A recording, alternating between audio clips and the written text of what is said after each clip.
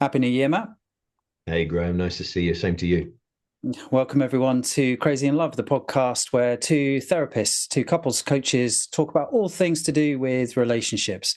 I mentioned that it's Happy New Year, partly, Matt, because we're focusing today on divorce and divorce month. January is often cited as being the month of not necessarily the biggest number of divorces, but certainly a peak in the inquiries to the likes of divorce lawyers. Yeah. I think today we're looking at why that might be, why people get divorced in the first place, but then having a look at kind of the answers as to how to prevent it, given that it's such a psychologically, emotionally, and financially consequential decision for couples to make. Let's maybe start with the prosaic, though. Why do you think January? Why do people come away from Christmas and the New Year thinking, Christ Almighty, I need to consult a divorce? I think it's resolutions, isn't it? I think it's the time we make new intentions, and Christmas itself, the build up to it, and the period itself can be stressful. You're thrown together with your nearest and dearest, which can be wonderful, and can be the opposite of that, and can sometimes be a bit of both. I mean, I think what you and I would probably say is divorce isn't really about sudden failure, is it? Yeah. It's probably more to do with slow neglect. Sometimes there are affairs and betrayals, and other times not. Other times is much more prosaic than that. Most relationships don't end because of affairs or even because of explosive rows. It is more kind of other stuff goes missing. That sort of basic Yeah. kindness that we talk about a lot. Interesting. I was looking at the reasons, the cited legal reasons for divorce, the most common. Mm. And the most common ones are things that people would put into those buckets, things like divorce or, Yeah. betrayal or affairs, or things like irreconcilable differences, which Mm.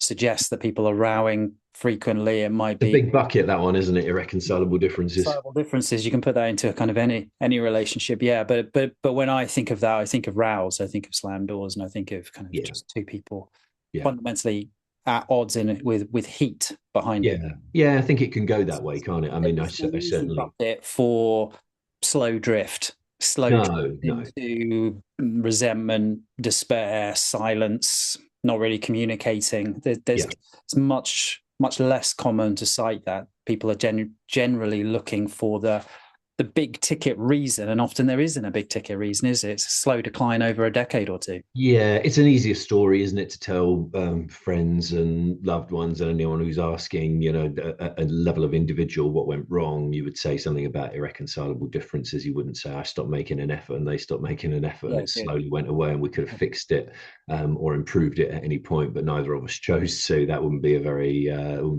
flattering. but let's pause there because that's the core of some of what we think about relationships that might differentiate something Yeah, like this podcast and our framework than other people. yeah, We're big advocates for other relationships are going to come with their own set of problems. Generally, if you like the person that you've chosen to be with, particularly if you're married to that person, it's worth fighting hard for that relationship and questioning what you can do to change your behavior to become a better partner, right? yeah, yeah, absolutely. Yeah, yeah, yeah. I think the way I was thinking of it, which I think sits alongside what you're saying, is we leave relationships for the same reason we leave the gym, not because we don't think it doesn't work, not because we don't know what works, not because we've gotten totally confused about it. We've stopped doing it, haven't we? Because it's hard. It's a follow through thing. I think therapy culture sometimes gets in the way as well. It's good at explaining things,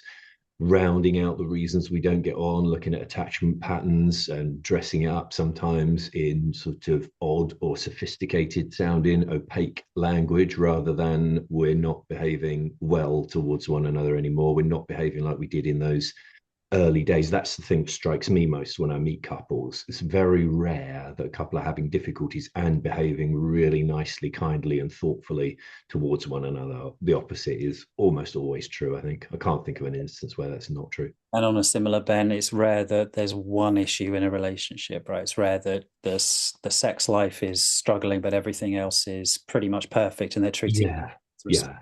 kind Yeah, of. absolutely. Yeah. Vice versa, isn't it? But that would follow through for me. It's like you're not going to get a second date if you behave like an arse on the first date. And if you are rude or dismissive, or you put your work first, you don't turn up on time over that initial dating period, it's not exciting. It doesn't go anywhere. Like, you don't want to sleep with that person and be intimate with them and draw them into your life and become a part of theirs. They just seem like somebody who's a pain in the ass and it wouldn't go anywhere. And those are the kinds of things people are doing within a relationship. And then there's some sort of, sometimes there's puzzlement presented as to where it's gone and why did it drift away. And we used to be so happy and now we're not. And then when you look at the facts of a day or a week, or, slow down some interactions between they're not things that you would ever expect to make you happy or fulfilled or content in your relationship. They're the opposite. Mm. Mm. What do you think? Do you find the same, or you see things a bit differently? No, I definitely see the same. I was thinking while you were talking about it, I was wondering whether to introduce the topic of kind of the difference between mediation and couples work. So we're obviously couples therapists. Often people don't necessarily know that there is a stage between couples therapy and divorce around mediation. Or you're a bit more au fait and experienced in that world, whether it's worth mentioning that and how that differs from couples therapy and how that might help couples see the relationship in a slightly different way. Yeah, I think the maybe the sort of simple, quick version of that is you're required to have had mediation explained to you as a concept and consider whether it's right for you before you get access to court, for example, if that's the way you conduct your separation and divorce. Lots of people separate without divorcing, or have a less clear arrangement. But if you're going to divorce through a court process, you're required to at least have mediation explained to you as a concept and consider whether it would work for you. From a sort of policymaker's point of view, from the government's point of view, it's about backlogs in courts and not taking up court time with things that could be resolved more simply outside of that process. And for you as a couple, the benefit is it's cheaper and usually quicker, and you get the say. You get to agree with your partner how to, for example, divide up looking after your children, rather than handing that over to someone in a wig who's 20 years older than you, or whatever. But you're not obliged to do mediation, like, without getting into too much of the detail. You're obliged to consider whether it's right for you, but lots of people consider whether it's right for them and then proceed to court. Those who do mediation, it has really high satisfaction rates, because you save time, you save money, and you come up with a set of arrangements which are sort of bearable and endure on both sides. Whereas sometimes when people have their day in court, they don't get what they want, and they're then sort of stuck with a set of arrangements. It's rare, though, is it, with mediation, people are looking to or ever do kind of reunite at that stage? No, and definitely not the stated process of that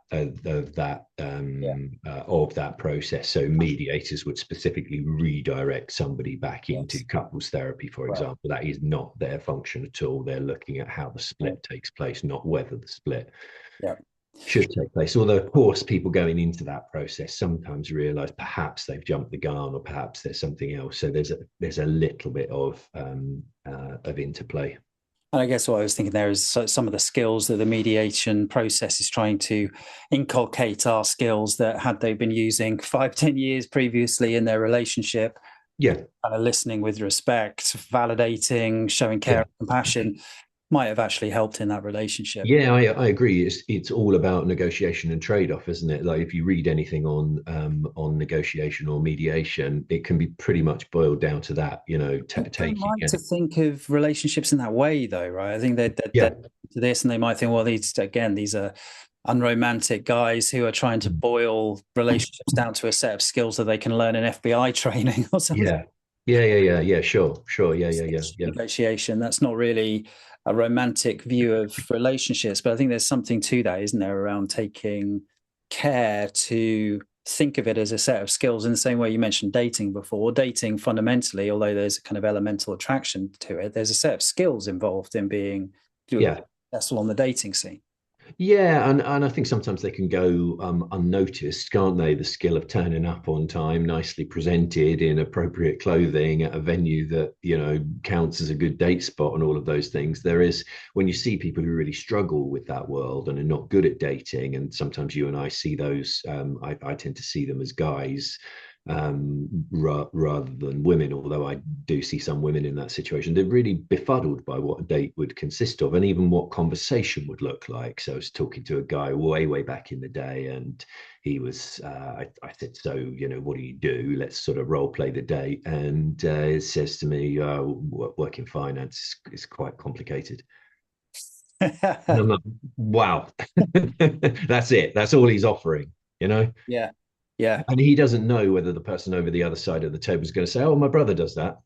Yeah. Or, my Yeah. dad works for one of the big banks. And then you might be off to the races. What do you like about that? Do you find it boring? Do you find it interesting? Do you find it challenging? Do you think you want to do it forever? How long have you wanted to do that? It can all be a conversation, right? Yeah.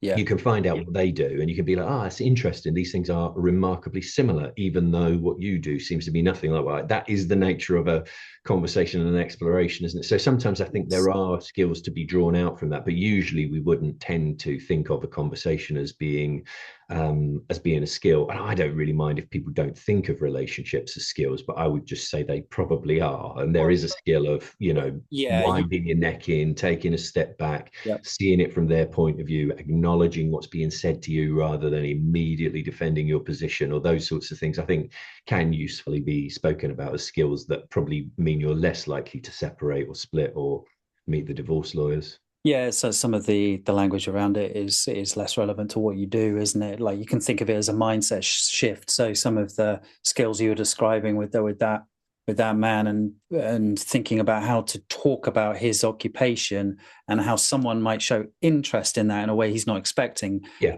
You think about conversations about work, for example, in a romantic relationship, a long-term romantic relationship, that sense of it can quite easily get stale and boring. You can quite easily get into a mindset of, I've been with someone for 10 years. They're not going to care about that meeting I had at 10 o'clock today.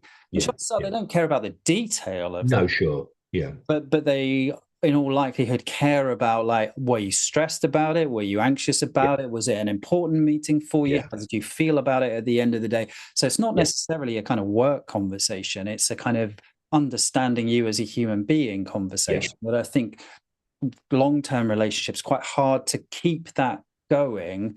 And I do think part of that is a mindset shift of, you are still interesting to the other person, almost fight to show that they're interested to you and assume to some degree that you are interesting to them. Yeah. It's more than just, I had the meeting at 10 a.m. and it was fine.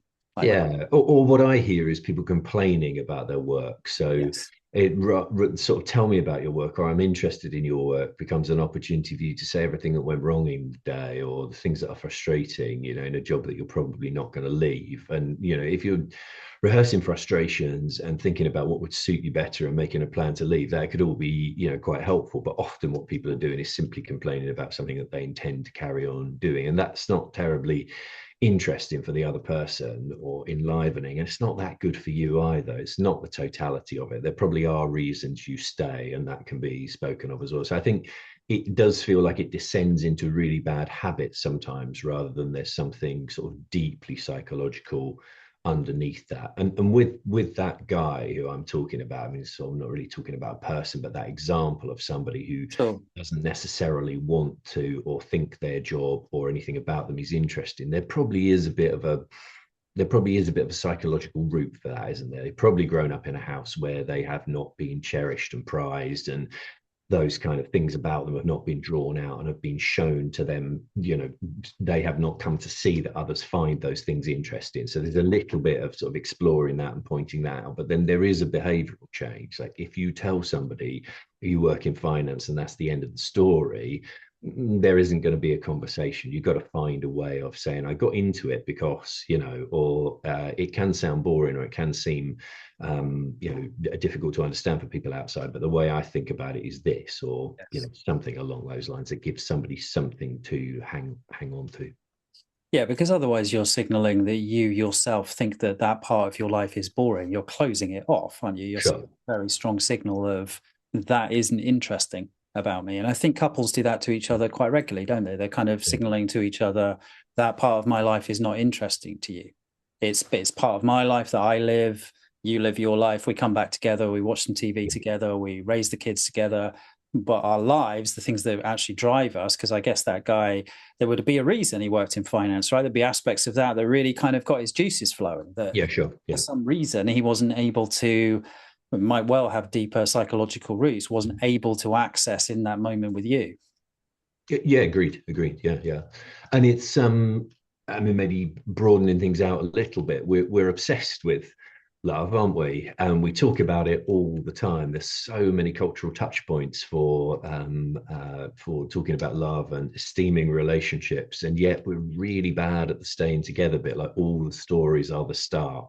All the stories are a tempest and people finally getting together, and so many films, the sort of kiss in the rain at the end, or dash to the airport, but so few, relatively speaking, that explore what a long-term relationship looks like. And if you don't grow up in a happy house with parents who've stuck together, do a good job of running the house, and also show affection and kindness for one another, and seem to genuinely enjoy one another's company. And we're now a relatively small percentage of the population who got to see all that good stuff. If you don't see all that good stuff, you are sort of making it up. How do I do this? This feels boring, or this feels like hard work sometimes, or this can feel like a grind. This doesn't feel like it did at the start. And I think that's where people sometimes go wrong. That might be something to be worked through. It might be something to be reset. It doesn't necessarily mean we need to throw the whole thing away or file for divorce.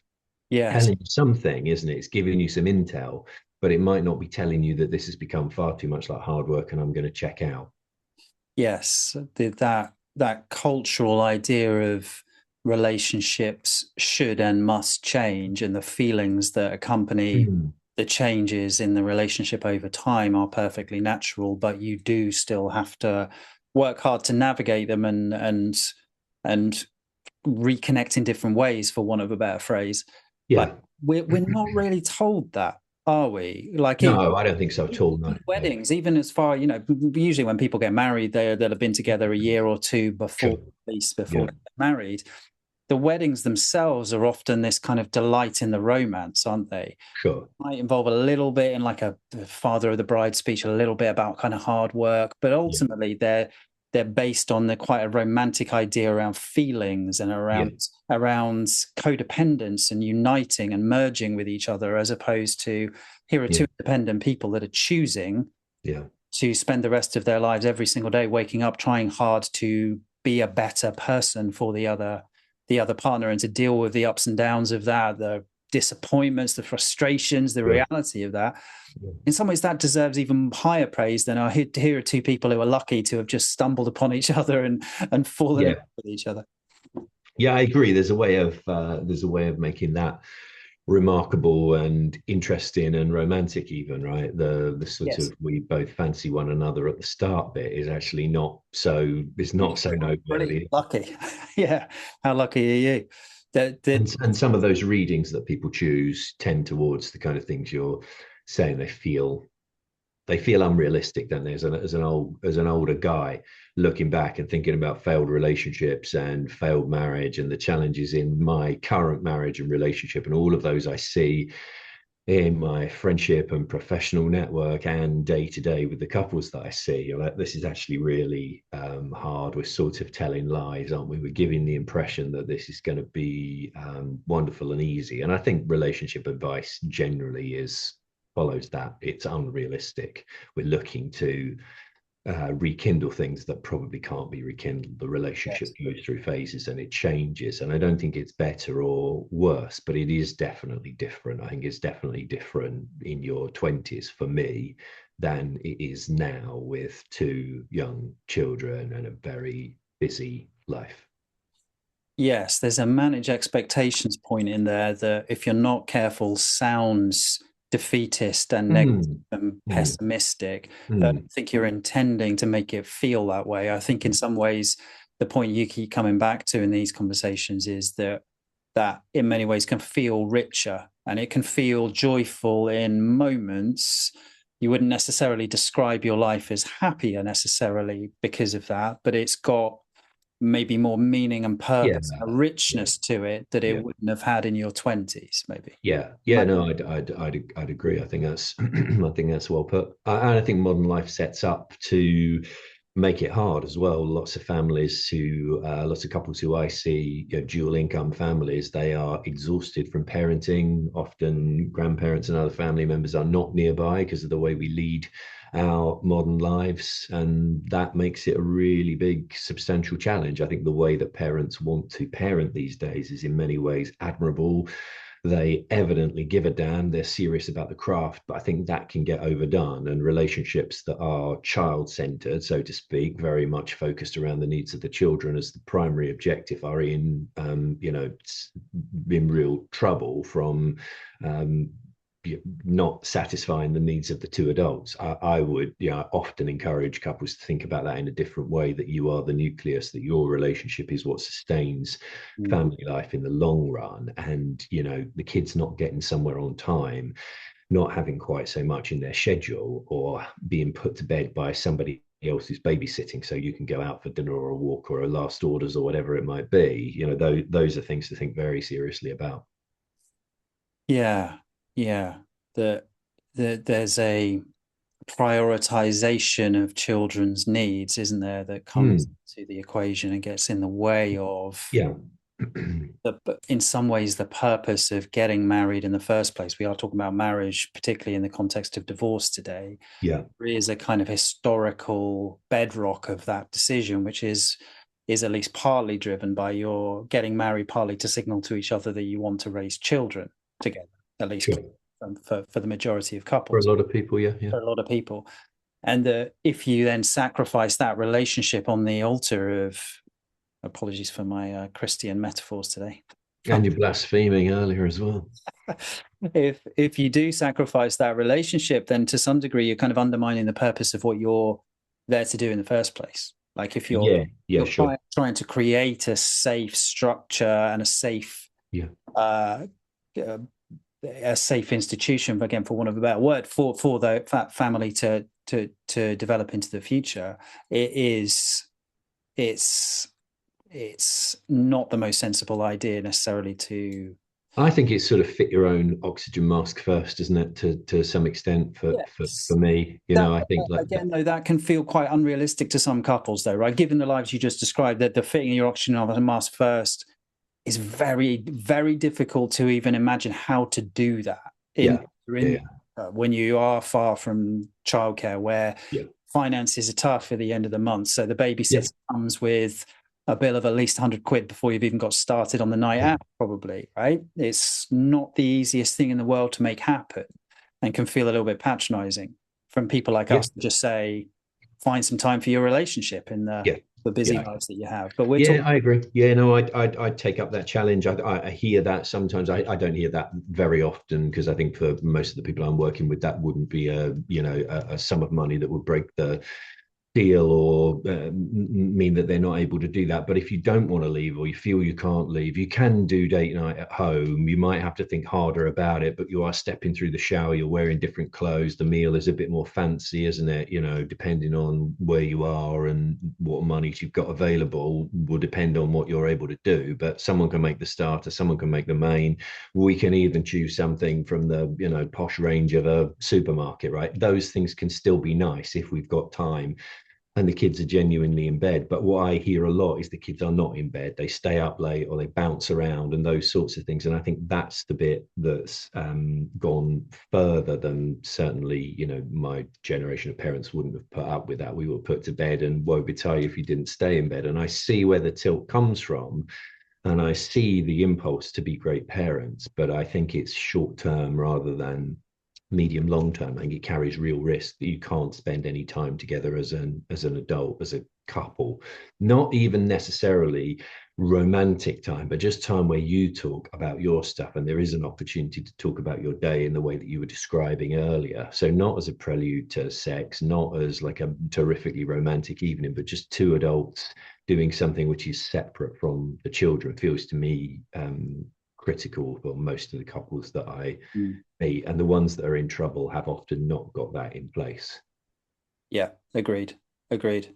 I was just thinking of a kind of parallel to family life. I think we've got in our family at the moment, I think we've got a lovely sort of go at family life, some really nice like routines and some time that we spend together. And I also spend time with my children separately. One of them in particular, I'm doing some sort of homework tasks and bits with. You have a genuinely different conversation when it's one on one. So I'm using the example of children, but I think the prioritization of family life is sometimes overdone as well. So it is lovely that we're all out and we're doing these things and we're around the table together. But sometimes I think we need to go bilateral, or we need to clear off as parents, or we need to clear the children upstairs or to another room and have time on our own. I've just noticed in my own life like how different that one-on-one conversation is, even with the child, than that conversation would be in the family. You wouldn't get the same. It wouldn't be the same level of depth and richness. That makes sense. It definitely does. Within all of that, I'm often talking to parents who hate screens, and I understand why they hate screens. But I think in the context of what you're saying, screens provide that there's a bit of cultural fear around screens in a way that I'm trying to almost normalize and give parents permission to just say, stick them in front of a movie on a Sunday afternoon. Sure. Yeah. In front of a movie, leave them to it. They'll be fine. You're not going to damage your attachment to them. It's like this idea that you've got to be emotionally present all the time with your family and with your partner.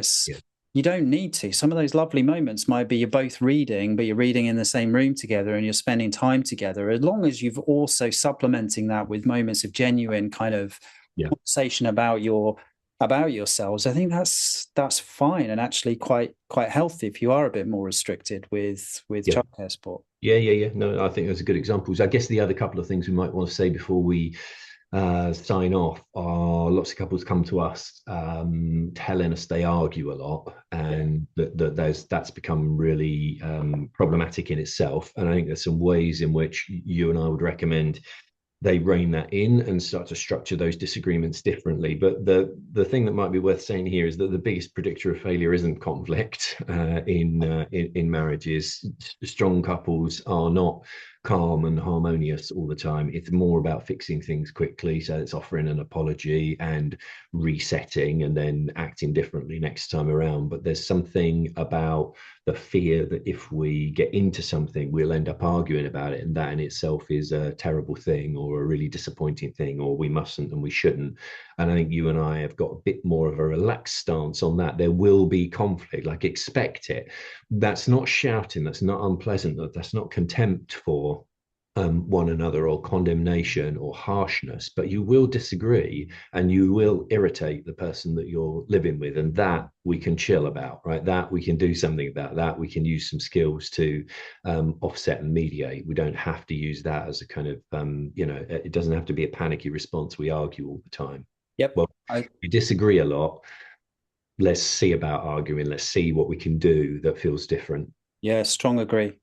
There's a compatibility issue there, isn't there? A kind of cultural lie that compatible people don't argue. Sure. Yeah.